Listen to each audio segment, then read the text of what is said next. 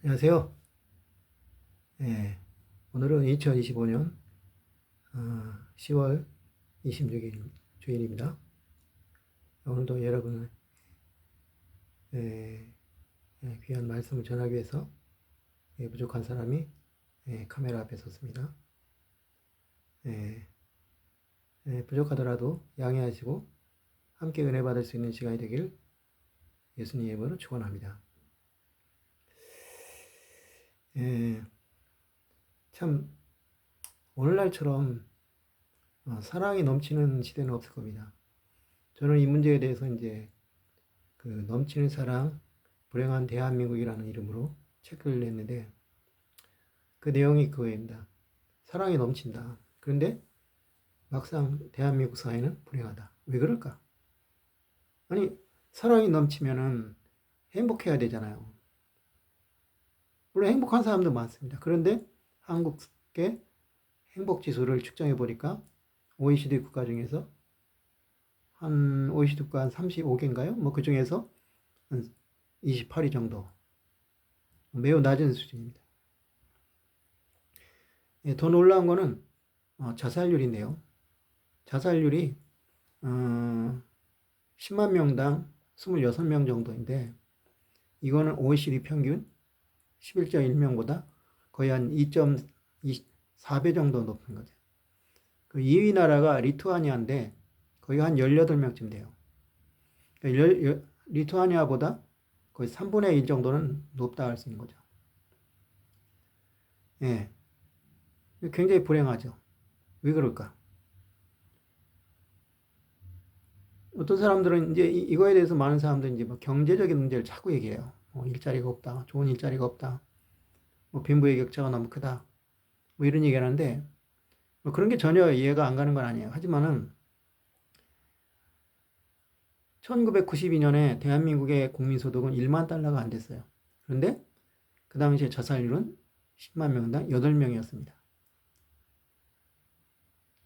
그러니까 지금에 비해서 한 3분의 1 수준이죠. 근데 그 당시 인구가 제가 알기로는 4천만 정도였던 것 같아요. 그러니까 그걸 감안하면은 이게 훨씬 거의 4분의 1 가까이로 떨어질 수 있습니다. 분명히 소득은 4배나 늘었는데 지금은 한 4만 달러 가깝죠. 지금 환율이 너무 낮아가지고 환율 우리나라 돈이 약해져서 그렇지 사실은 한 4만 달러 정도로 잡아야 됩니다. 그 실질적으로 구매력 평가 같은 거 보면은 거의 한 6만, 7만으로 올라갈 수 있습니다. 그러니까 경제적인 문제가 아니에요, 이게. 그러니까 그럼 사회 제도나 시스템의 문제이냐? 그 당시에 대한민국의 교통사고 사망자가 수가 1년에 1만 명이 넘었어요. 근데 지금은 2,500명 정도 돼요. 그것만 생각해도 4분의 1인데 그 당시 우리나라 자동차 수가 지금의 한 3배, 3분의 1, 4분의 1밖에 안 됐어요. 그러니까 실질적으로 치면은 12, 지금 그때부터 지금까지 12배, 12분의 1로 줄어든 겁니다. 16분의 1로. 그러니까 그만큼 우리나라 사람들 질서의식이 높아지고 제도가 잘 정비됐다는 거죠. 그러니까 제도나 시스템 문제도 아니에요. 그럼 무엇이냐, 이거죠. 우리는 지금 뭐 조금만 고개를 돌리면 바로 뭐 어디서 여기서도 사랑, 저기서도 사랑. 텔레비 틀면 아니면 인터넷에 보면 그냥 사랑 드라마, 사랑. 옛날에 남궁옥분이라는 가수가 부른 거 있죠. 사랑 사랑 누가 말했나. 뭐 그런 식의 보면은 무슨 뭐 연참이라는 드라마가 있어요. 연애 참견 드라마여가지고 뭐 연애에 대해서 이렇게 참견하는 드라마인데 뭐 그런 것도 있고. 우리가 어렸을 때나 젊었을 때만 해도요. 그렇게 사랑이란 말 입에서 막 떠들지 못했어요. 저 같은 경우에는 워낙 낯짝이 두꺼워서 제 여자친구한테 사랑한다는 말 잘했지만 그렇게 사랑한다는 말 할 수 있는 사람이 별로 없었어요. 지금은 잘들 하지 않습니까? 근데 왜 이렇게 불행할까? 뭐가 문제가 있지 않는가?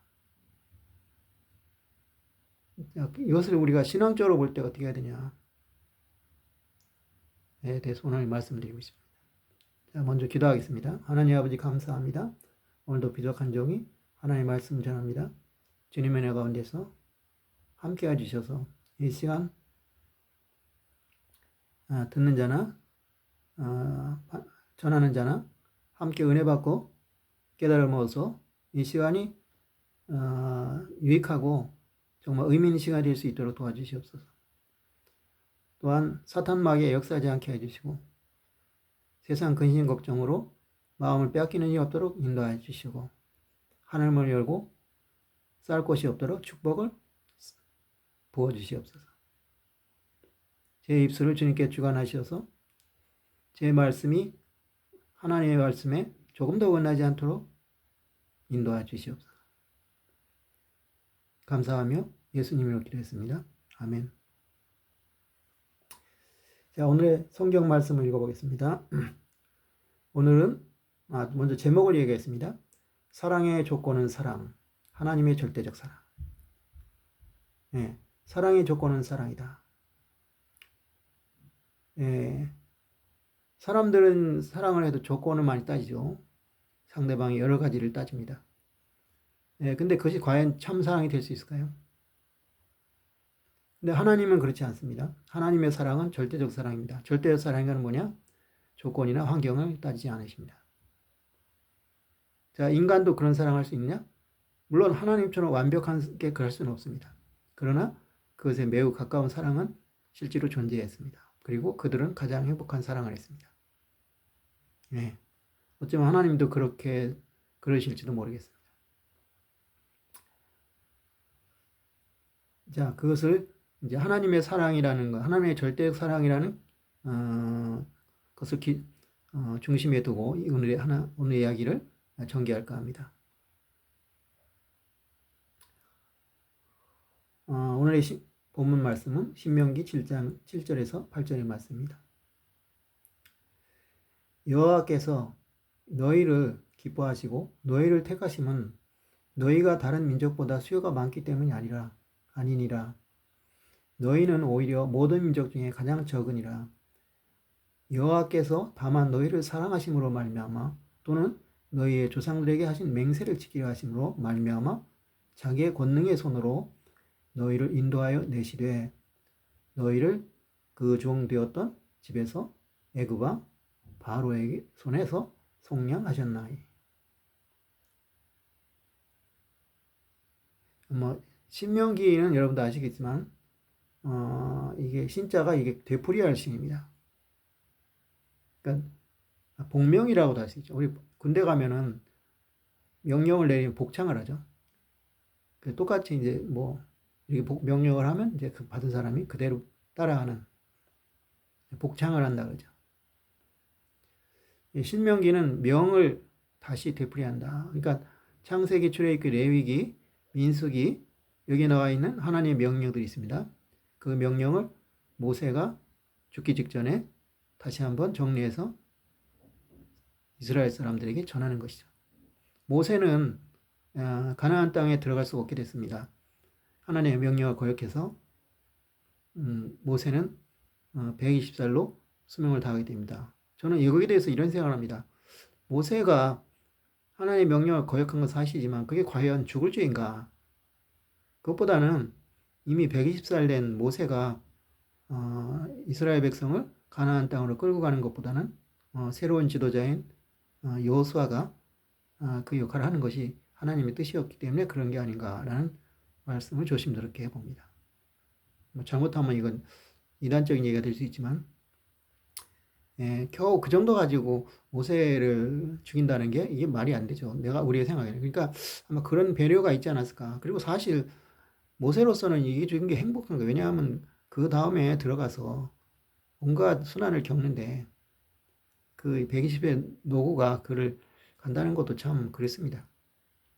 물론 이제 신명기에 보면은 눈이 맑고 체력이 뚫어지지 않는다고 하지만 그래도 나이가 나이 많지.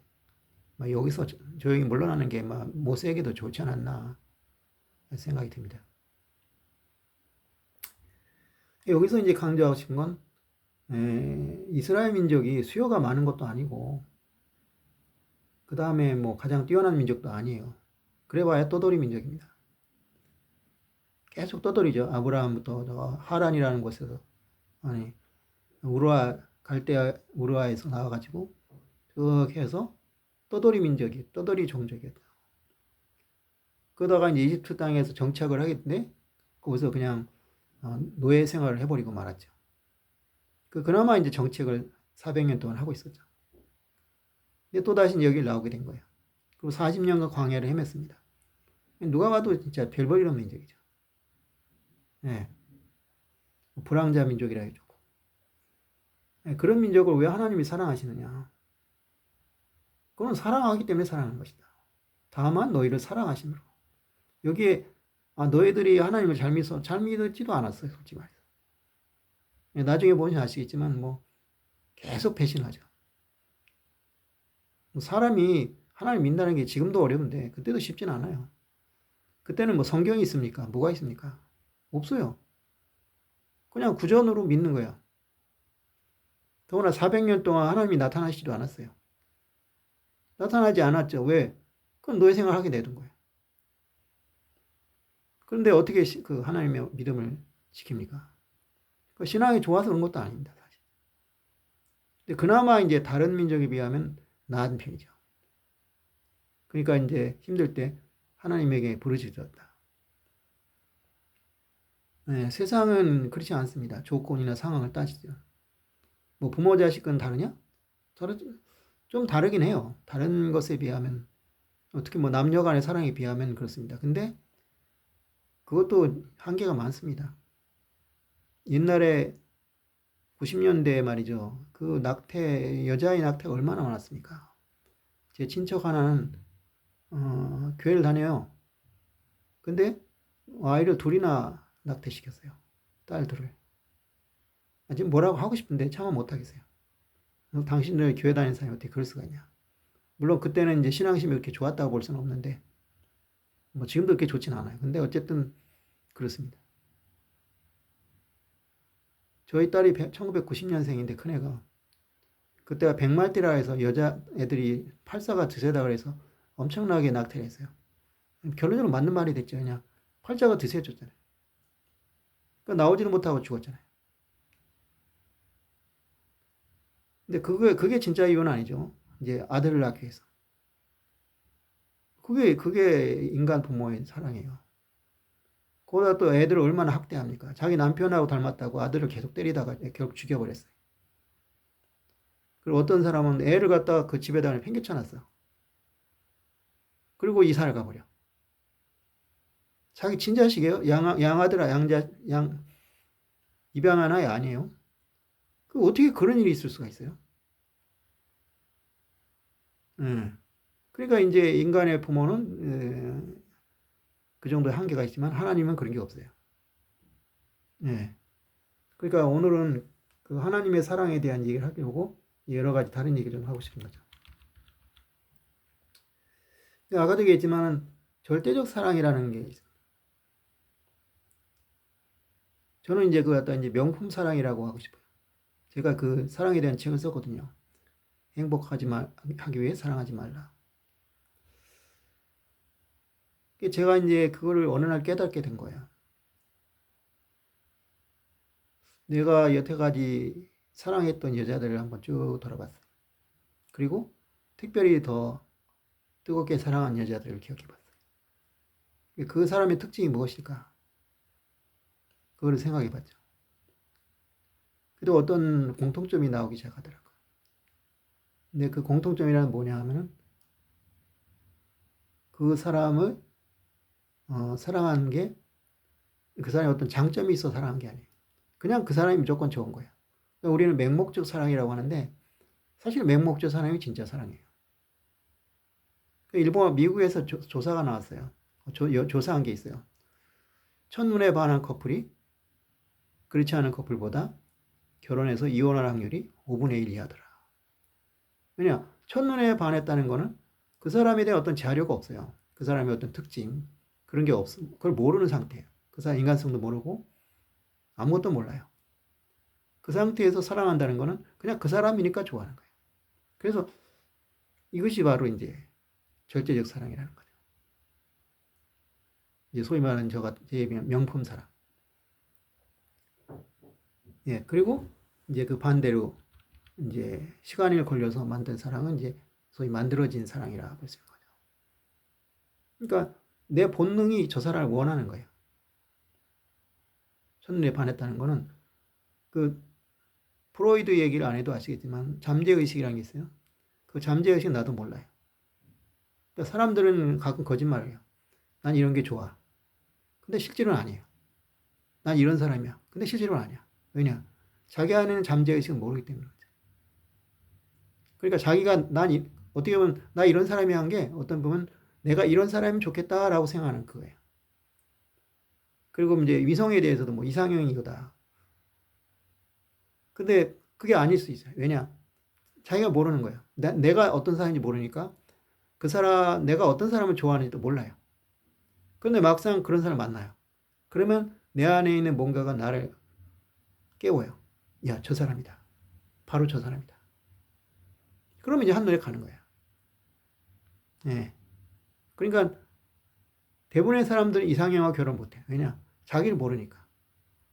그리고 자꾸 외부적인 조건을 따지죠. 뭐 여자들한테 어떤 남자가 좋으니까 뭐 키 크고 뭐 잘생기고 돈 많고 능력 있고 자상하고 뭐 좋은 것만 늘어놓죠. 아, 그거 누가 싫어요? 근데 과연 그런 사람 만났을 때 정말 진실한 사랑할 수 있을까요? 그럴 수도 있지만 안 그럴 수도 있어요. 그거는 자기가 정말 검증한 게 아니라 그냥 좋은 조건을 나열한 것뿐이에요. 남자도 마찬가지죠. 뭐 몸매 좋고 날씬하고 뭐 얼굴 잘생기고 뭐 싹싹하고 상냥하고 이 얘기해야 한단 말이에요. 근데 실제로는 그게 아닐 수가 있단 말이에요. 저는 그거를 왜 하냐면 그 검증 과정에서 그런 거예요. 내가 왜 이 여자를 이 여자보다 더 사랑했지? 아무리 봐도 조건적으로 뒤떨어지는데 더 이쁜 것도 아니고 오히려 못생겼고 그런데 왜 사랑했을까? 그래서 그런 사람들 그다음 물론 제가 못생긴 여자만 좋아했던 건 아니에요. 근데 못생기고 잘생긴 걸 떠나서 어떤 특징이 있는 거예요. 내가 이런 여자를 만나면 반하더라. 이런 여자는 아무리 예뻐도 마음이 안 가더라. 당장 이쁘면 좋긴 하죠. 보면 이제 이쁘구나. 근데 마음이 푹 빠지는 거는 별개의 문제예요. 근데 사람들은 그런 조건을 따지기 때문에 이상형을 만나기가 어려워요. 또 만났다 해도 문제가 있어요. 상대방이 결혼해 있어요. 유부남이에요. 그걸 포기해야 되는데 포기 못하면 이제 불륜이 되는 거죠. 네. 사실은 이상형과 결혼하는 것도 행운이 따라야 된다고 봐요. 운명적인 것이 필요하다고 생각해요. 근데 어쨌든 이 절대적 사랑이라는 거는 그러니까 아까 얘기한 대로 상황에 따라 조건에 따라 변하는 사랑이 아니에요. 근데 그렇게 사람들이 다 생각하죠. 내가 이성을 만나서 교제를 하면은 서로 그러죠. 우리 영원히 변하지 말자. 그건 안 그렇잖아. 나중에 대부분 헤어지죠. 옛날에 어떤 애가 그러더라고. 내가 이제 학생들 가르쳤는데 왜 이혼을 안 해? 그래서 그랬지. 야, 너 지금까지 남자 만나서 교제한 거 몇 번이야? 몇 번 있대. 그거 너 헤어졌냐? 아니, 너야말로 왜 헤어지냐? 마찬가지야. 근데 결혼을 했기 때문에 이혼이란 절차가 필요한 것 뿐이야. 안 그러면 너도 계속 한 남자하고 사귀었어야 될 거 아니야. 바로 그거라고요. 근데 이제 이혼하는 경우는 이제 상대적으로 적고 대부분은 이제 같이 살잖아요. 결국 이제 이상형이 아니니까 힘들어 한다. 뭐 그렇다고 해서 이상형이 아니까 헤어진다. 이건 아니에요. 그건 뭐 다른 얘기니까 이제. 근데 하나님은 사랑은 바로 그런 것이다. 근데 먼저 하나님의 사랑을 하기 전에 바로 이 절대적 사랑에 대해서 얘기를 하고 싶습니다. 저는 이 문제에 대해서 굉장히 자신감을 갖고 있어요. 네. 바로 이런 사랑이 실종됐어요, 지금. 우리 사회에서. 왜냐? 조건을 따져요. 상황을 따져요. 그 다음에 더 안 좋은 거는 너무 감정적으로 사랑을 해요. 감정적으로 사랑한다니까. 이 사랑이 감정이지 뭐야 그랬는데 제가 말한 감정은 그런 감정이 아니에요.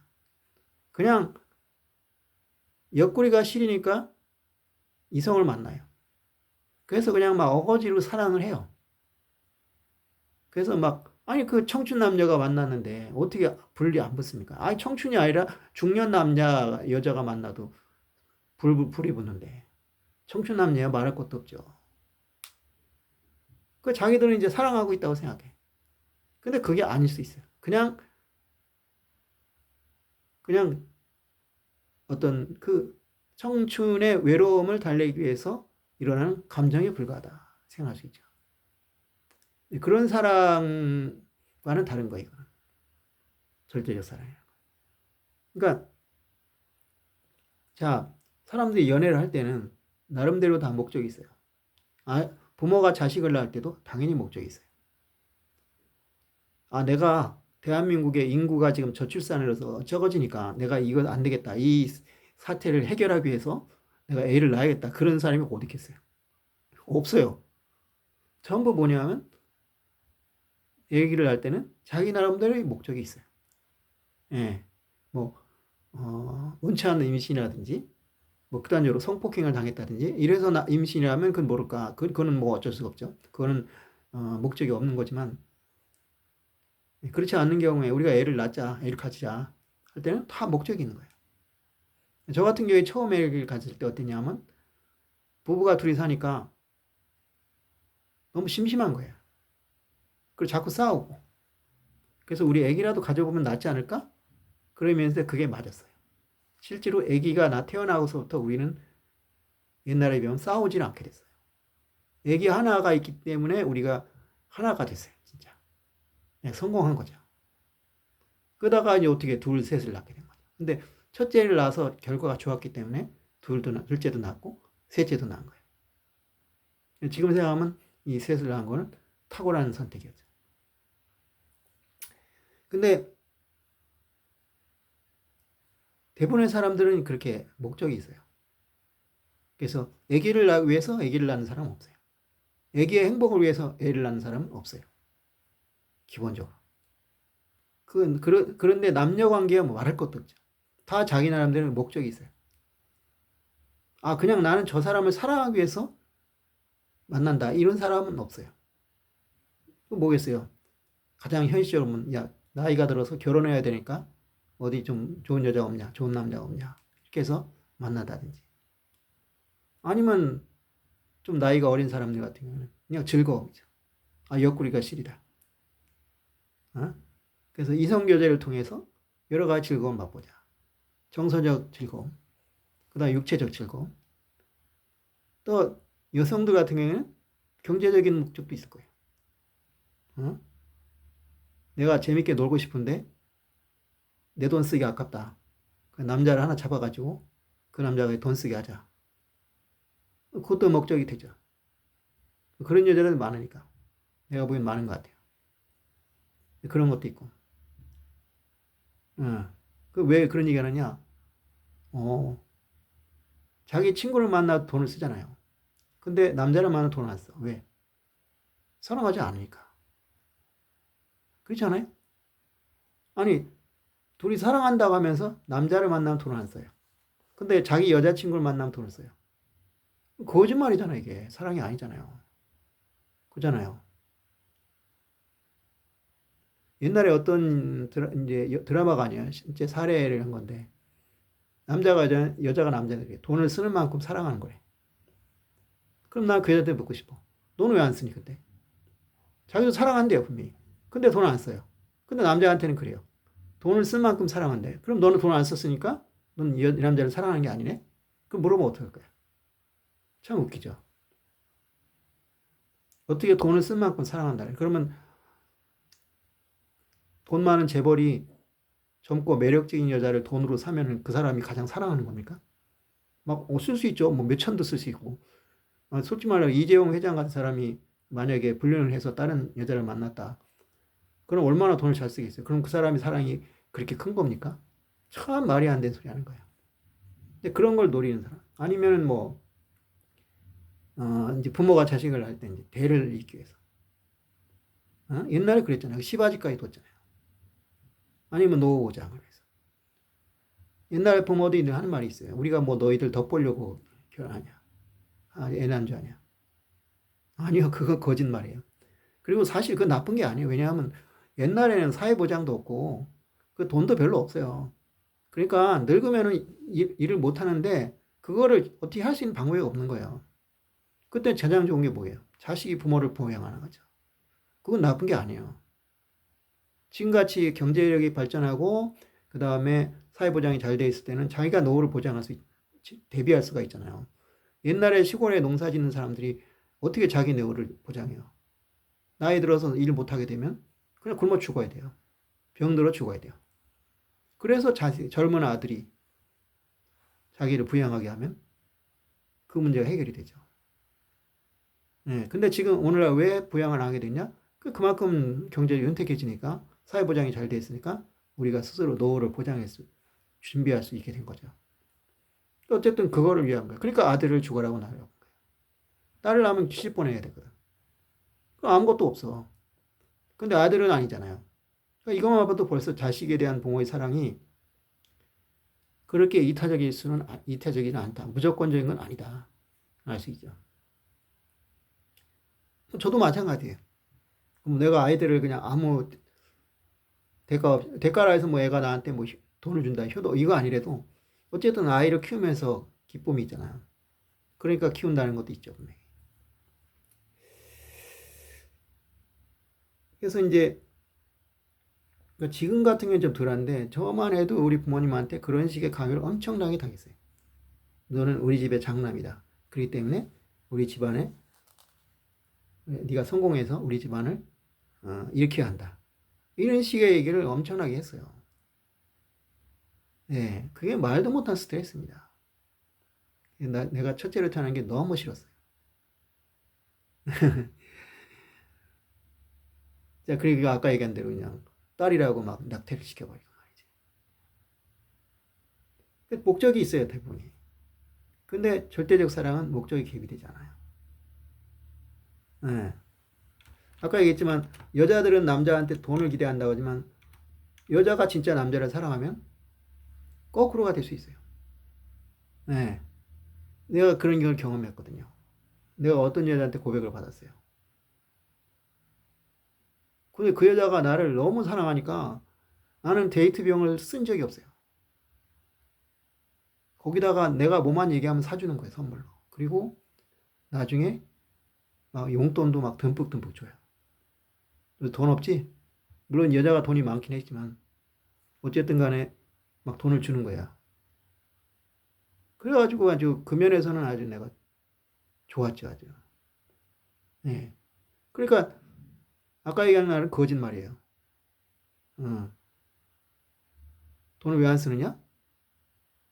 사랑하지 않기 때문이죠. 진심으로. 근데 그러니까 이런 부가가치를 노리는 사랑이 많아요. 대부분은 그래요. 네. 그런데 이 사랑은 목적이 없어요. 왜 사랑하냐? 그냥 사랑하기 때문에 사랑합니다. 대장금에 나오는 대사가 있죠. 유명한 말. 왜 홍시맛이 나느냐? 그러니까 홍시맛이 나는데 왜 홍시맛이 나냐? 그러면 그냥 홍시맛이 나기 때문에 홍시맛이 난다고 할 수밖에 없다. 마찬가지야. 왜 사랑하냐? 그러니까 그냥 사랑하기 때문에 사랑하는데 왜 사랑하냐? 그러면 사랑하기 때문에 사랑한다고 할 수밖에 없다. 얘기를 할 수 있어. 뭐 변명을 대요. 뭐 이게 좋아서 저가 좋아서. 근데 그게 거짓말일 가능성이 크죠. 왜냐? 그냥 예를 들어서 어떤 책에서 이런 말이 나와요. 나는 그 남자가 빵에다 버터를 바르는 모습이 너무 사랑스럽게 생각한다. 근데 반대예요. 그 남자가 빵에 버터를 바르기 때문에 사랑스러운 게 아니라 그냥 그 남자가 버터를 바르기 때문에 사랑스러운 거예요. 그러니까 내가 하면 안 사랑스럽죠, 당연히. 예.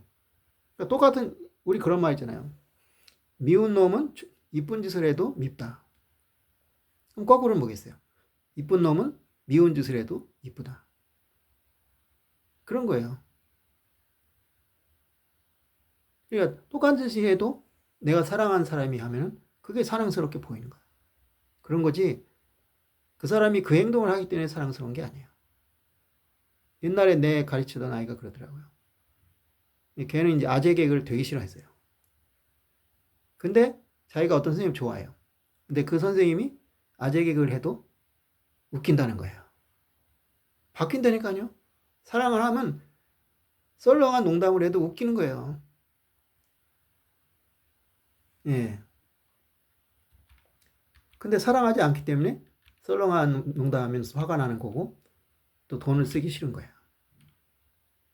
예. 그 다음에 또 한 가지는 뭐냐? 왜 그 사람을 사랑하냐? 얘기죠. 근데 보통 그래요. 뭐, 성격이 좋다. 아, 사람이 착하다. 이쁘다. 돈이 많다. 자상하다. 이런 얘기를 해요. 그런 이유 때문에 진짜 사랑한다면 그거는 절대적 사랑이 아니에요. 아까 얘기했지만 미운 사람이 하면 이쁜 짓 해도 이쁘듯이 이쁜 사람이 하면 미운 짓 해도 이뻐요. 그러니까 그런 것 때문에 사랑하는 것이 아니라 그냥 그 사람이 돼 사랑해요. 아까 얘기한 대로 나라는 사람이 원하는 사람이 바로 그 사람인 거예요. 그러니까 그냥 이유가 없어요. 그 첫눈에 반하는 거죠. 첫눈에 반하는데 뭘 알아요? 성격을 알겠어요? 뭘 알겠어요? 그럼 그래서 얘기할 거예요. 잘생겼으니까, 이쁘니까 반하냐. 근데 그렇게 첫눈에 반한 사람 상대가 다 이쁘고 멋진 남자, 이쁜 여자만 있을까요? 그렇지 않아요. 그럼 우리 보면 가끔 그런 경우가 있잖아요. 아니, 저 여자가 뭐가 이뻐서, 저 남자가 뭐가 잘생겨서 저렇게 난리냐. 종이 하나도 없어. 근데 막 미치는 거야. 바로 그런 거예요. 그러니까 첫눈에 반해서 사랑하는 사람들은 이혼할 가능성이 5분의 1로 준다는 얘기가 나오는 거예요. 그러니까 역으로 얘기한 말이죠. 성격이 좋아서 착해서 돈이 많아서 예뻐서 자상해서 이렇게 사랑하게 되면은 이건 이제 저는 그림자 사랑이라고 하죠.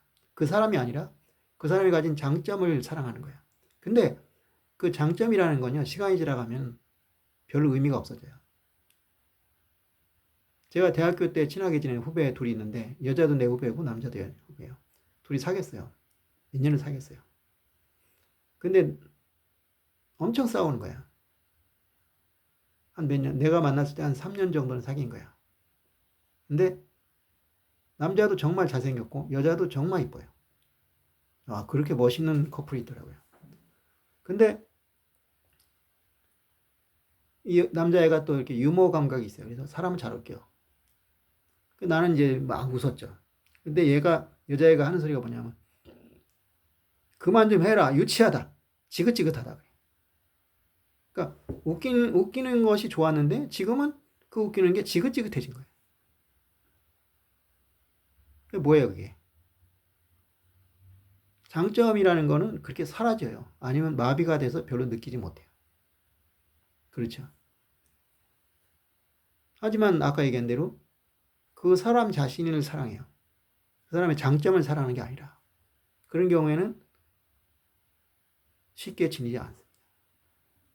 그 사람이 갑자기 약을 먹어가지고 미쳐가지고 완전히 다른 인간으로 돌변하기 전에 그 지킬박스 하이드처럼 완전히 뒤바뀌지 않는 이상은 변하지 않습니다.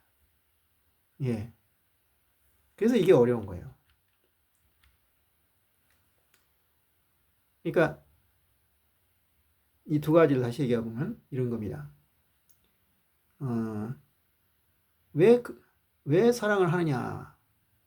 목적이 다른 게 있으면 그 목적을 달성하고 나면은 더 이상 사랑할 수가 없어요. 아니면 그 목적 이루지 못했다면 당연히 또 사랑할 수가 없죠. 왜냐? 내가 원하는 거 얻을 수 없으니까. 그럼 이제 그 다음에 이제 헤어지느냐? 아니면 그냥 그걸 참고 사느냐? 두 가지 하나밖에 없죠. 그 다음에 또 한 가지. 그 사람이 때문에 사랑한다. 그 사람이 완전히 다른 사람이 변하지 않으면 바뀌지 않아요. 사랑은 변하지 않습니다. 그러니까 첫눈에 반한 사랑이라는 게 그래서 중요한 거예요. 첫눈에 반했기 때문에 그 사람이 아무것도 몰라. 정보도 몰라. 성격도 몰라. 그런데 사랑해. 그 얘기는 내 안에 있는 잠재의식. 이 잠재의식은 뭐겠어요? 내가 타고나는 거, DNA 있죠. 그 다음에 내가 자라는 환경. 그리고 내가 살아온 여정, 그죠? 그 여정 모든 것이 이 안에 컴퓨터에 마치 정보가 입력된 처럼 딱 입력이 돼 있어요. 그러면서 이런 인생을 살아온 사람, 이런 기질을 가지고 태어난 사람, 이런 환경에서 자란 사람은 이런 사람을 좋아하게 돼 있다. 예를 들어서 부모가 애를 내팽개쳤어요. 관심도 안 주고 그냥 팽개치고 밖으로 놔둬놨어. 그럴 경우 어떻게 했어요? 나의 그 외로움을 달래줄 수 있는 상대를 좋아하겠죠. 네, 그런 사람 만나면 그냥 확 돌아가는 거예요. 그런 식으로 말이죠. 네, 그러니까 변하기가 어려운 거죠. 네. 네, 그런 것처럼 내가 그 사람을 만나면 아, 이 사람이다라고 내 안에서 울림이 있어요. 야, 너 드디어 만났어. 바로 저 사람이야. 잡아. 이런 그 영혼의 울림이 있는 거예요. 예, 그런 사랑이죠. 예. 어떻게 보면 좀 약간 무섭다고 생각이 드는데, 이게 잘못하면 이게 이제 스토커가 될 수 있는 거죠. 스토커가 괜히 되는 게 아니에요. 그럴 때 그 상대방도 나와 같은 사람을 원한다면 너무 좋은데, 그러지 않는 경우도 많다, 이게. 또 거기다가 이미 결혼해 있어. 아니면 남자친구, 여자친구가 있어. 이럴 때 이제 머리가 아파지는 거죠. 예. 그러니까 이게 이상형을 제대로 알고 있는 게 중요해요. 예. 자, 실제로 이제 그런 사례를 좀 볼까요? 어, 전설의 사랑이 있어요. 이게 내가 이런 얘기하면 특히 여자들이 싫어해. 왜냐하면 특히 결혼한 여자들이 싫어해. 왜냐? 자기가 그런 사람 못 봤거든.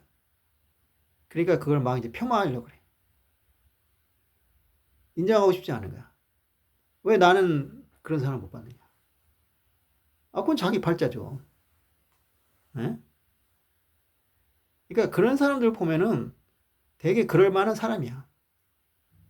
그러니까 참 여자들 중에 희한한 소리 하는 소리 있어. 뭐 저 사람이 불쌍해서 결혼해줬대. 그러니까 당신이 사랑 못 받는 거야. 왜 불쌍해서 결혼하냐 이거. 어? 어쩌면 거짓말일 수 있어요. 어? 내가 사랑해서 결혼했다 그러면 뭔가 자존심 상하니까 그런 식의 거짓말 할 수도 있는데 그게 사실이라면 정말 멍청한 여자죠. 무슨 결혼이 무슨 동정입니까? 어? 아무리 불쌍해 보여도 그냥 말아야죠. 근데 제가 보기에는 그건 거짓말이고 별로 이제 사랑을 안 하는데 내가 결혼을 못 하고 있어. 그런데 어떤 남자가 나한테 대시해 왔어. 그럼 그렇게라도 자기 합리화를 시켜야 될 거 아니야. 그래야지 마음 편할 거 아니야. 아니 내가 별 볼 일 없으니까 저 남자랑 결혼해 준다 그러면 그 얼마나 자존심 상해. 예. 그런 사람들은 절대 좋은 사랑을 할 수가 없는 거죠. 너무 성급한 사람들. 그러니까 그 미국의 이제 가난한 흑인들 같은 경우에 그렇잖아요.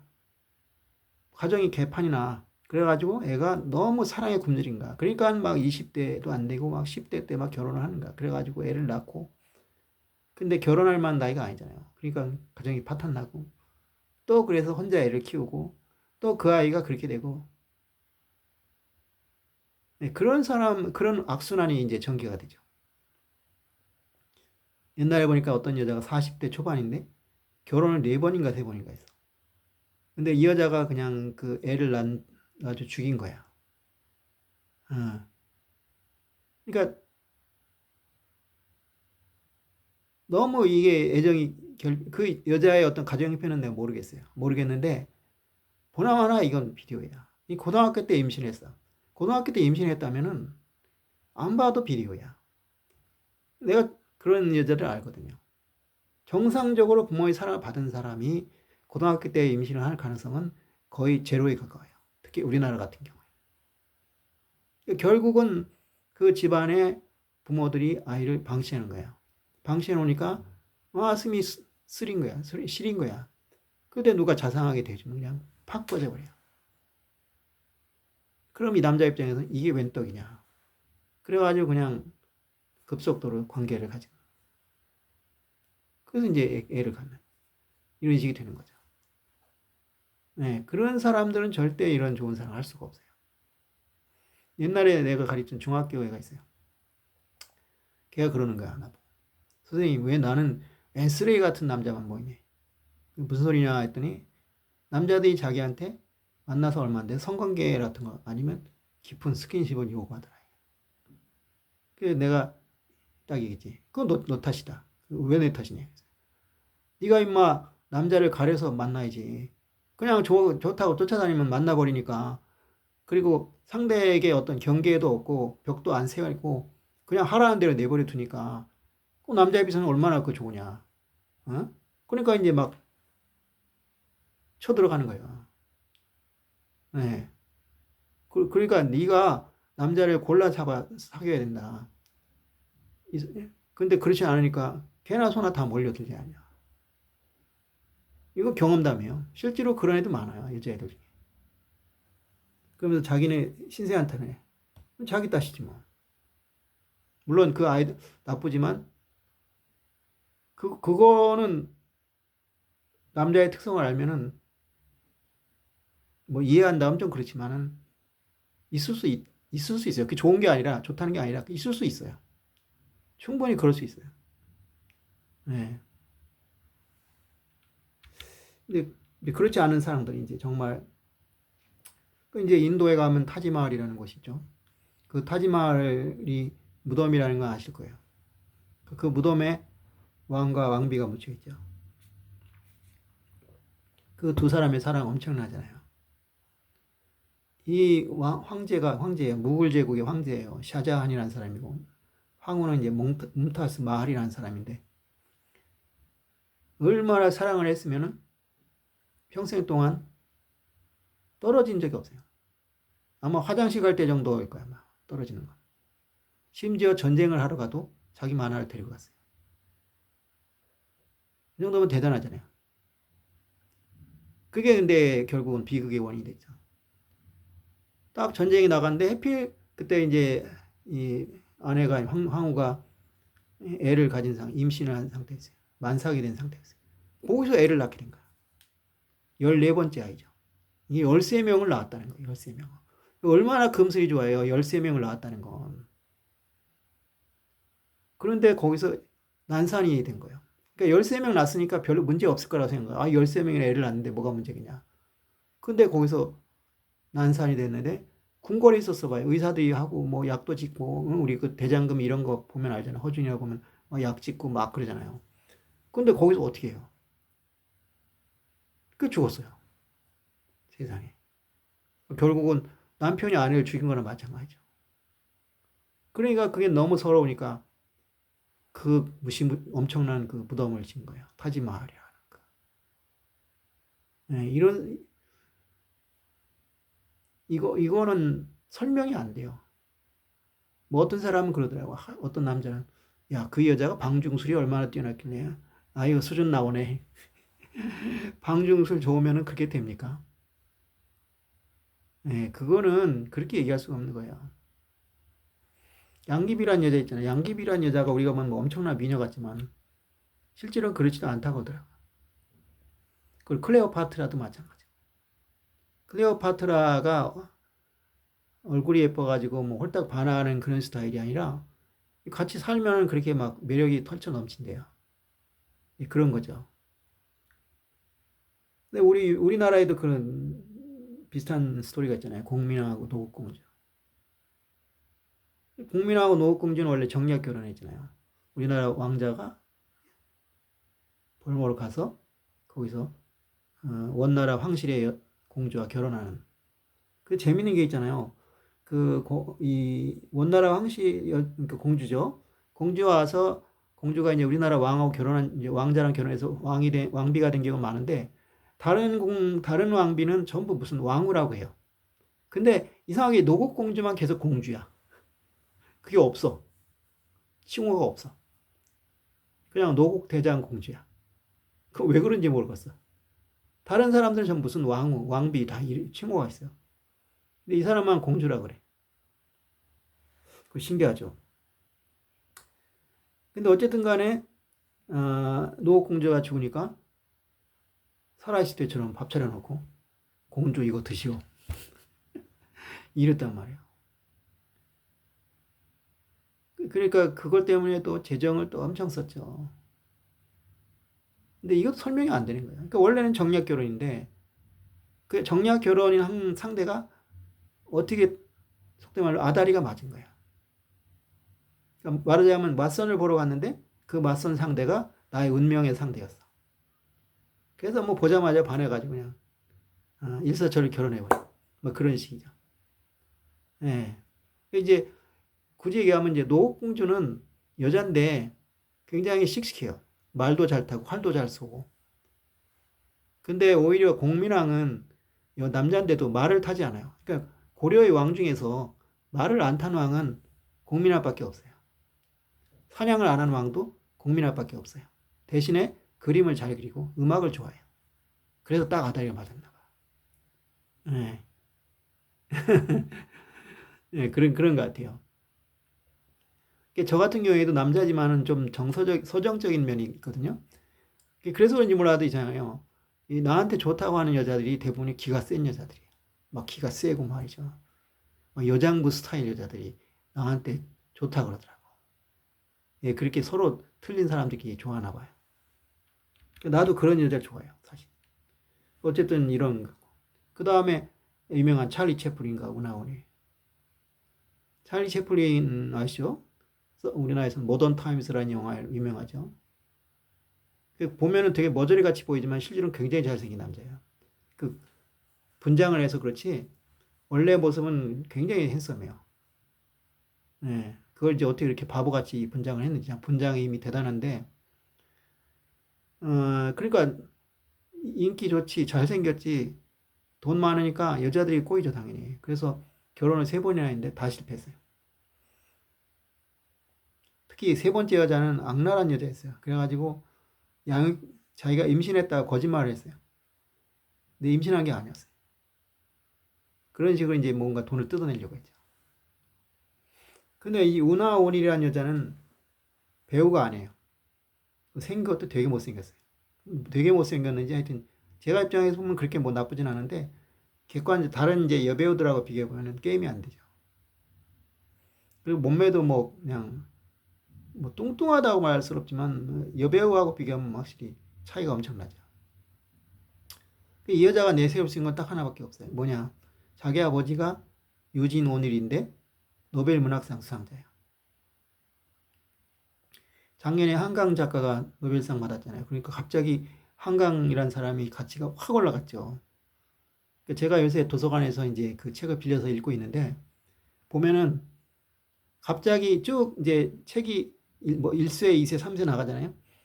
한 10년 전에 인쇄했다가 갑자기 2024년 가을에 막 찍어내요. 그게 나와요. 네, 그래가지고 이제 도서관에서 그때 막 책을 구입한 것도 많아요. 이거 구입해야겠구나. 네, 그래가지고 그렇게 됐는데, 이제 아버지가 유진 온일이 이제 세일즈맨의 죽음이라는 작품으로 노벨 문학상을 받게 되죠. 그거 하나 자랑스러워요. 근데 아버지가 어땠냐면, 미국에서도 이제 그 당시 배우의 사회적 지위가 좋지는 않았거든요. 그래서 딸이 이제 찰리 채플린이랑 결혼한다니까 연을 끊어버렸어요. 넌 내 딸이 아니다. 우리도 옛날에 그런 시절이 있었어요.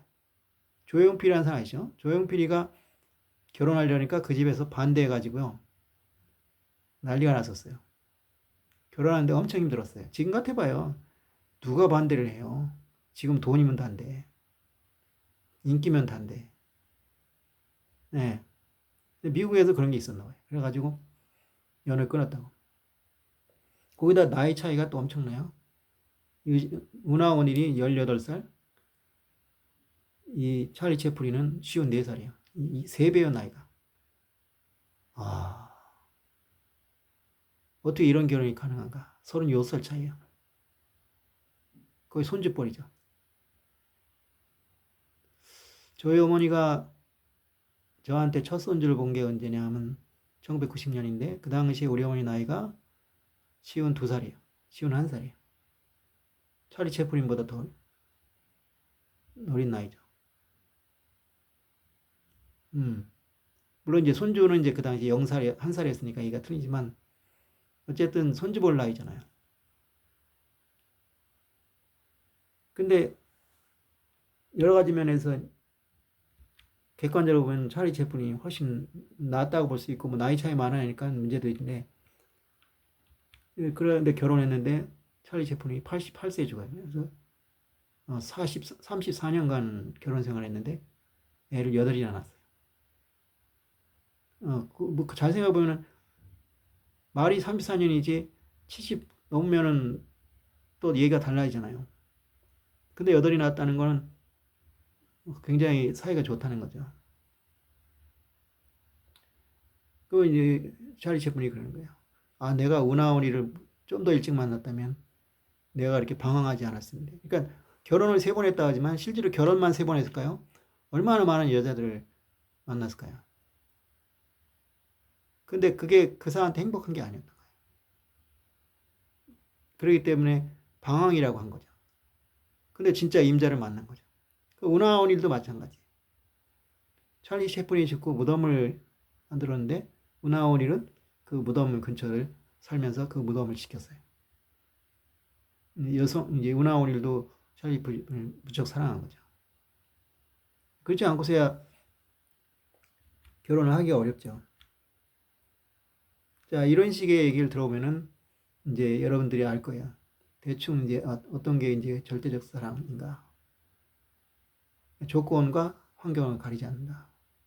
그리고 사랑의 목적이 없고 사랑이 목적이고, 그리고 그 사람에 대한 사랑의 이유가 없다. 그냥 그 사람이기 때문에 사랑한다. 아까 며칠 나왔잖아요. 왜 이스라엘 백성을 사랑했느냐? 그냥 사랑하기 때문이다. 잘난 것도 없고 뛰어난 것도 없고 믿음도 좋은 것도 아니고, 나중에 보면은 엄청나게 배신하잖아요. 광야에 40년 헤맬 때도 수도 없이 배신하잖아요. 조금만 저기 하면 그냥 바로 들고 일어나가지고 우리 이집트로 돌아가자. 아니면 뭐 우상 섬기자. 그거 난리 치잖아요. 그러니까 하나님이 노하기를 더디하시니까 살았지, 아니었으면 다 죽었죠. 그 광에서 그냥 다 싹쓸이 죽었어요. 네. 그 하나님의 사랑 때문에 이스라엘 백성이 광야에서 다 죽지 않고 살아나는 거죠. 네, 아까 얘기했지만 조건 없는 사랑이에요. 능력이나 외모나 성격 관계없어요. 여러분들 그 찬양할 거예요. 내가 너를 사랑함이라. 아, 내가 이 노래를 듣고 얼마나 감동을 했는지 몰라. 그때 밥을 먹다가 이 노래를 들었는데 밥을 못 먹겠더라고. 목이 메는 거야. 하나님의 사랑이 이렇게 큰 거구나. 내가 너를 사랑하는 것은 내가 다른 사람보다 나아서가 아니라, 죄를 짓지 않아서가 아니라, 내가 너를 사랑하고 못 잊어하는 것은 내가 너를 사랑함이라.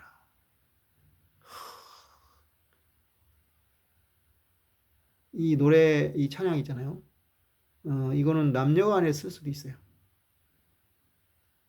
이 노래를, 이 찬양을, 이 너를 갖다가 이제 나의 상대에게 적용해서 한다면 아마 감동 안 할 사람이 없을 거예요. 그렇죠? 예를 들어서 네가 이뻐서, 네가 잘나서, 네가 성격이 좋아서 사랑한다고도 기쁘잖아요. 근데 나는 네가 너니까 사랑하는 거야. 네가 잘나서도 아니고, 네가 좋은 사람이라서도 아니야. 그냥 너니까 사랑하는 거야. 이런 얘기하면 얼마나 감동할까요? 근데 하나님의 사랑이 그 사랑이에요. 근데 사람의 사랑은 어때요? 그렇지 못하단 말이에요. 조건이 필요하고, 환경이 필요하고, 아까 얘기한 명품 사랑들 빼고. 근데 그런 사랑이 그렇게 흔할까요? 아니요. 절대 흔하잖아요. 그러니까 얘기하지만 그게 쉽지가 않은 거예요. 지금은 더 어려울 거예요. 왜냐? 너무 쉽게 만나요. 너무 쉽게 헤어져요. 좋아하지도 않는데, 사랑하지도 않는데 만나요. 왜냐? 심심하니까, 외로우니까, 옆구리에 시리니까 만나요. 그냥 똥오줌 안 가려요. 그냥 만나요. 그리고 즐겨요. 즐기고 이제 좀 실증 나면은 빠이 하고 헤어지고 또 다른 사람 만나요. 이런 상태에서 어떻게 이상형을 만나요? 어렵죠. 네. 그렇지만 우리 하나님의 사랑은 그렇죠. 아까 했지만 자식도 마찬가지예요. 뭐 옛날에는 아들이라고 지금은 거꾸로잖아요. 딸이 더 좋다. 그 딸이 좋다는 게 다른 게 아니에요. 나한테 이익이 되니까 하는 거예요. 그죠? 나한테 이익이 되니까. 네? 나한테 이익이 되니까. 옛날에 딸을 왜 싫어했어요? 딸이 미워서? 그냥 미워서? 아니요. 딸이 이익이 안 되니까 그래요. 시집가면 끝인데. 진짜 끝이었어요. 거의 뭐 출가 외인이란 말이 맞아요. 친정 가기도 어려워요. 근데 지금 어때요? 친정이 더 가깝잖아요. 오히려 시댁 식구들이 찬밥이에요. 예를 들어서 부모가 있는데 시부모가 아들 집에 가려면 허락 받아야 돼요. 전화해가지고 우리 가도 되냐? 근데 친정 부모는 안 그렇잖아요. 전화 안 해도 되고 전화해서 야 우리 간다 그러면 그냥 가는 거예요. 여러 가지 면에서 딸 가진 집이 훨씬 유리하단 말이에요. 그리고 엄마 입장에서 보면은 딸이 있으면 딸하고 여행 가요. 아들하고 여행 갈 수 있어요? 못 가잖아요. 못 가는 건지 안 가는지 모르지만 어떤 일이 있었냐면요. 어떤 남자가 자기 어머니를 자기 집 근처 병원에 입원을 시켰어요. 그리고 저녁 퇴근하고서 6시부터 7시, 1시간만 가서 어머니하고 상대하고 돌아갔어요. 얼마나 좋아요. 근데 그 여자가 그러는 거예요. 이혼하자. 왜? 나한테 집중해야지 왜 당신 어머니한테 가냐. 이런 세상이에요. 아니 옛날 같으면 이건 있을 수 없는 얘기예요. 자기가 어머니가 병원에 입원했다면 옛날 같으면 시어머니가 당연히 가서 수발을 들어야 되는 거예요. 그리고 실제로 그랬고. 그러니까 아들이 좋잖아요. 아들이 있으면 며느리가 와서 수발 들어요. 그거 안 하면 큰일 나는 거예요. 근데 지금은 아들이 가서 하루에 1시간 보는 것도 싫어한단 말이에요. 물론 그 여자가 극단적인 얘기겠죠. 근데 지금 분위기가 그렇게 돼요. 그러니까 이제는 딸이 좋다. 이게 바로 자기 이익을 중심으로 하는 거 아니에요. 근데 하나님은 그게 아니라는 거예요. 그러니까 이스라엘 백성이 그렇게 패역한 짓을 해도 그들을 몰살시키잖아요. 그냥 벌을 줘. 몇 명 죽이거나 해. 왜냐? 그래야지 잘 되니까. 그래서 성경에 나왔잖아요. 징계를 하지 않는 것은 친아버지가 아니기 때문에, 친아들이 아니기 때문에. 그런 의미의 징계를 하신 거지, 그들을 그냥 무조건 벌을 준 게 아니에요. 그게 틀린 거죠. 그래서 그렇지, 하나님은 그걸 다 참으신 거예요. 그래서 노하기를 더디하신다. 이런 말이 나온 거예요. 변함없는 사랑. 맞아요. 아니, 아무리 좋은 사랑이라도, 야, 지금 막 사랑했는데, 다음날 되니까, 아, 난 너 사랑 안 해. 하면 이거 아무것도 의미 없죠. 그잖아요. 사람의 사랑이 그렇잖아요. 막 둘이서 죽겠다, 뭐 해가지고, 그냥 뭐, 간슬게 다 띄워주다가도, 어느 날 갑자기, 아, 나 이제 너 사랑 안 해. 끝내자. 그럼 그냥 헤어지잖아. 어? 근데 하나님은 그렇지 않다. 베드로후서 3장 8절에 보면 주께서 하루가 천년 같고 천년이 하루 같다. 또 이제 이사야서 49장 15절에 보면 여인이 어찌 그 먹을 자식을 잊겠으며 자기 태에서 난 아들을 긍휼히 여기지 않겠느냐. 그들이 혹시 잊을지라도 나는 너를 잊지 아니할 것이라. 아니, 내가 어떤 목사님한테 들었는데 그런 일이 있는 거예요. 아니 애를 깐나라에게 데리고 왔어. 근데 있잖아요. 거기다 놓고 갔어. 그 목사님 보니까 애가 있는가 깐나라이가 있는 거야. 이게 뭐 누구지? 근데 한참 지났는데 그 여자가 허겁지겁 쫓아오는 거야. 아, 애를 놓고 왔다고. 난 진짜 너무 어이가 없는 거야. 아니 세상에 애를 잊어버려? 응? 애가 한 몇백 명 되나? 그런 정신 나간 여자가 있더라고. 아니 다른 걸 잊어버리지 어떻게 애를 잊어버려 가. 걱정되더라고. 그 여자 그 애를 제대로 키울지 모르겠어요. 깐난 애기면 그래도 더 잊어버리기가 어렵잖아. 근데 애를 놓고 가. 아무리 정신이 없다 그래도. 그 애가 커지면 더 잃어버리기가 쉽잖아요. 한숨 나오더라고. 예? 그리고 아까 얘기한 것처럼 뭐 애를 놓고 지들끼리 이사를 가버려. 그런 극단적인 예는 아니지만 그런 식의 잘못은 얼마든지 할 수 있거든요. 근데 하나님은 결코 그런 분이 아니에요. 그들이 혹시 예를 들지라도 나는 너를 잊지 아니할 것이다. 그러니까 1000년이 지나도 2000년이 지나도 교회가 생기고 하나님이 있잖아요. 잠깐 사랑하시는 게 아니에요. 영원히 사랑하는 거죠. 그게 바로 하나님의 사랑이에요. 그러니까 부모의 사랑이라는 게 그래도 이제 하나님의 사랑이 가장 가깝지만 비교할 수는 없어요, 솔직히.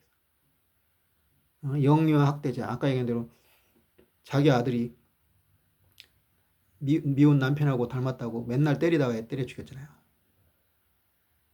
옛날에 또 어떤 일이 있은 줄 알아세요? 내가 일하던 연구소가 있어요. 연구소 소장님이 그러는데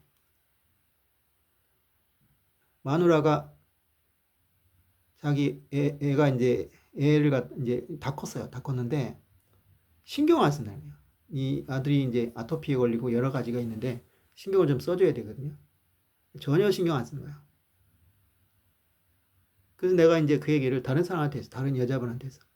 그랬더니, 그럴 수 있죠. 내가 놀랬어. 난 당연히 화를 낼 줄 알았어. 근데, 그럴 수 있대. 기가 막히더라고. 아니, 근데 그 원인이 뭐냐면, 그 남편하고 사이가 안 좋은 거야. 근데 사이가 안 좋은데 왜 자식을 팽개쳐? 좀 이해가 안 가잖아요. 자식을 팽개칠 이유가 없잖아요. 자식은 자식이고. 근데 그걸 공감하는 여자가 있는 거 보고, 이게 그 여자가 이상한 게 아니구나. 남편이면 자식을 그렇게 팽개치는구나, 여자들이. 그런 생각이 들더라고. 물론 대부분은 안 그러겠지만, 그런 생각이 들더라고. 그러니까 자식에 대한 부모 사랑이 확실히 하나님의 사랑에 가장 가까운 건 맞아요. 뭐 예를 들면 장애아에 대한 친권 포기. 지금도 많잖아요. 지금은 좀 줄었긴 모르겠지. 옛날에 비하면 낫겠지만. 아까 예를 들어 아들 선호한다고 딸 박대하고, 임신 중에 낙태시켜버리고. 이런 거 보면은 인간의 부모의 사랑이라는 게 한계가 명백하죠. 근데 하나님은 그렇지 않다. 1000년이 지나도 변함없으신 사랑. 그렇단 말이에요. 그리고 조건을 따지지 않는다. 상황도 따지지 않는다. 예, 그렇다는 거죠. 그러니까 우리가 하나님의 사랑을 생각할 때 이런 어떤 하나님의 절대적 사랑, 우리의 죄악을 따라 우리를 갚지 아니하셨으니 그의 자비가 그를 두려워하는 자들을 불쌍히 여기시나이다. 우리의 죄악대로 우리를 처리하지 않으셔. 갚지 않으시. 그의 자비가 그를 두려워하기 때문에 두려워하는 자들을 불쌍히 여기나. 그렇다는 거죠. 시편 104편 12절 4절 말씀. 또 로마서 8장 32절을 보면은 자기 아들을 아끼지 아니하시고 우리 모든 사람을 위하여 내주신 이가 어찌 그 아들과 함께 모든 것을 우리에게 주시지 아니하겠느냐. 로마서 8장 32절 말씀. 네, 자기 아들을 아끼시고 아니하고 모두를 위해 내주셨다. 그런 분이 어찌 아들과 함께 모든 것을 우리에게 주시지 아니하겠느냐. 그게 바로 하나님의 사랑이에요. 그러니까 이 하나님의 사랑에 대해서 우리가 제대로 알면은 우리의 믿음이 더 커지겠죠. 예. 어떻습니까? 오늘 이와 같이 하나님의 사랑에 대해서 여러 가지 이야기를 통해서 제 나름대로 이제 공부하고 연구한 결과예요. 그러니까 도대체 하나님의 사랑이 어떤 것일까 생각할 때 바로 이런 것이 아닌가 생각한 거죠. 예. 그러니까 우리는 하나님의 사랑을 믿고 그 사랑을 의지하고 그 사랑에 순종하면서 따라간다면 우리 삶이 좋아지겠죠? 평안하겠죠? 예. 근데 그걸 안 믿어요, 사람들이. 자꾸 이제 하나님을 비난해요. 왜 지옥을 만들었냐느니? 뭐 그런 식으로 이제 트집을 잡죠. 예. 제가 어제 이 얘기를 우리 딸하고 했는데, 왜 지옥을 만들었냐는 식으로 얘기해요. 그래서, 나도 모르겠다. 근데, 하나님의 악의로 그런 것은 아닌 것이다. 왜냐? 하나님은 인간을 사랑하기 때문에 보복을 하지 않아요. 징계는 해도. 징계와 보복의 차이를 알죠? 징계는 상대방을 고치기 위한 것이고 보복이라는 것은 그거와 상관없어요. 그냥 무조건 상대방을 괴롭히거나 멸망시키는 거예요. 그러니까 경찰서나 재판소, 판서, 법원 이런 식의 징계는 거기서 내린 벌은 징계가 아니라 보복이에요. 네가 이런 짓 했으니까 당연히 이렇게 벌을 받아야 돼. 근데 부모가 자식을 벌을 주는 것은 보복이 아니라 징계예요. 벌을 주지만 그 아이가 잘못되지 않기를 바란 것이지 그 아이를 괴롭히는 것이 목적은 아니에요. 하나님의 징계라는 건 바로 그런 거죠. 예, 그러니까 하나님은 징계를 내리시겠어요. 많은 그 구약에서도 그걸 오해해가지고 구약의 하나님 뭐 무서운 하나님이다, 뭐 벌을 내는 하나님이다 그렇게 가는데 진짜 모르는 소리예요. 아까 얘기했지만 노하기를 더디하셔요. 그렇기 때문에 하나님이 만약에 징계 하나님이나 보복의 하나님이었으면 이스라엘 민족은 벌써 멸절당하고 없어요. 그리고 그거의 차이죠. 그 반대로 징계를 안 한다면 뭐예요? 친아들이 아니다. 친아버지가 아니다 그러죠. 예. 애가 개판을 치는데도 내버려두면 그건 부모가 아니에요. 친자식이 아니에요. 그거는 잘못된 부모이죠. 하지만 자식을 패서 죽이거나 아니면 얘를 장애인을 만들거나 아니면 얘를 정신적으로 완전히 미치게 만들거나 그렇게 벌을 내리진 않아요. 적당한 곳에서 멈추죠. 그게 바로 하나님의 징계예요. 그거는 사랑의 징계죠. 예. 예, 그런 것을 우리가 깨닫는다면 그렇게 함부로 그러니까 지옥이라는 것도 하나님이 알지 못하는 우리가 알지 못하는 어떤 비밀이 있을 거라고 저는 생각해요. 그러니까 그거 가지고 물들고 늘어지기보다는 하나님에게 사랑을 그대로 받아들이고 믿는 것이 우리에게는 바른 길이라고 저는 생각합니다. 기도드리겠습니다. 하나님 아버지 감사합니다. 우리가 주님의 은혜와 사랑을 잘 모르고 또한 거기에 대한 불신을 가질 때가 많습니다. 사랑의 하나님 왜 지옥을 만들었냐 이런 식으로 트집을 잡는데 그러나 여러 가지 성경 말씀이나 이런 하나님의 행적 또한 우리의 체험 같은 걸 보면은 하나님 우리를 사랑한다는 것이 명백합니다. 그렇기 때문에 그런 문제를 따지어서 트집을 잡기보다는 하나님의 사랑을 믿고 우리가 하나님을 진심으로 따르는 것이 우리에게 올바른 길이라고 생각합니다. 오늘 함께 은혜한 저와 여러분들이 그와 같이 하나님의 절대적 사랑을 신뢰하고 그 사랑을 믿고 살아감으로써 축복과 은혜 가운데서 아름다운 삶, 기쁨의 삶, 행복한 삶을 살 수 있기를 간절히 원합니다. 주여 우리들을 인도하여 주시옵소서. 이 모든 말씀 예수 그리스도의 이름으로 기도했습니다. 아멘. 예, 감사합니다. 오늘 좋은 주일 되세요.